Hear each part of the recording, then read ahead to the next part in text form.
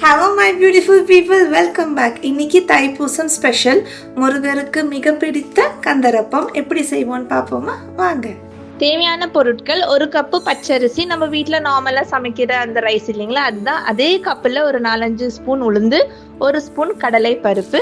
சில பேர் மூங் தால், yellow colour பாசிப்பருப்பு யூஸ் பண்ணுவாங்க. உங்களுக்கு தேவையான இருந்தால் அதுவும் கூட யூஸ் பண்ணலாம், பிரச்சனை கிடையாது. நல்லா கழுவி ஒரு நல்ல தண்ணியில் நாம் இது கொஞ்சம் நேரம் சோக் பண்ணி வைக்கணும், அதுதான் மெயின். ஒரு 2 hours அரிசி உளுந்து பருப்பு எல்லாமே நல்லா ஊறட்டும், அதுக்கப்புறம் பார்ப்போம். Stay tune.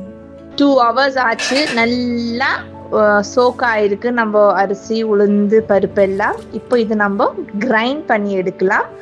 ஒரு பிளெண்டர் ஜாரில் நம்ம சோக் பண்ண எல்லாமே போட்டு, இது கூட 2 ஏலக்காய், திருகினை தேங்காய், ஃப்ரெஷ் கோகோனட் கிரேட்டட், இது கூட ஆட் பண்ணி ரொம்ப சிறிதளவு தான் தண்ணியை நீங்கள் யூஸ் பண்ணணும்.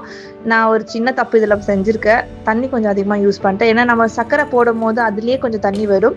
ஸோ தண்ணி கொஞ்சம் அதிகமாக இருந்தால் டோன்ட் வரி அட் ஆல். கொஞ்சம் ரைஸ் பவுடர், நான் இப்போ சேர்க்குறது உப்பு, கொஞ்சம் சோடா பொடி, ஃபர்மெண்ட் எதுவும் செய்ய தேவையில்லை. ஆனால் கொஞ்சம் ரைஸ் பவுடர் நான் இதில் சேர்த்துருக்கேன். ஸோ அப்போ தான் நல்ல ஒரு தோசா பேட்டர் கன்சிஸ்டன்சி இருக்கணும், அது மட்டும் நீங்கள் கொஞ்சம் கவனிச்சுக்கோங்க. ஓவர் ஹீட்டாக ஆயிலை ஹீட் பண்ணாதீங்க, மிதமான சூடில். ஒன்ஸ் அது மேலே இப்படி உப்பி வரும்போது ஃப்ளேமை கொஞ்சம் லோ பண்ணால் உள்ளே நல்லா வெந்திருக்கும். இந்த மாதிரி நான் ஒரு அப்பத்தை சுற்றெடுத்தா ரொம்ப அருமையான கந்தரப்பம், முருகனுக்கு ரொம்ப பிடிச்சது ரெடி ஆகிடும். ட்ரை பண்ணி பாருங்கள், எல்லாருக்கும் ரொம்ப பிடிக்கும். ஸோ முருகரோட ரொம்ப ஃபேவரட்டான கந்தரப்பம் ரெடியாக இருக்குது.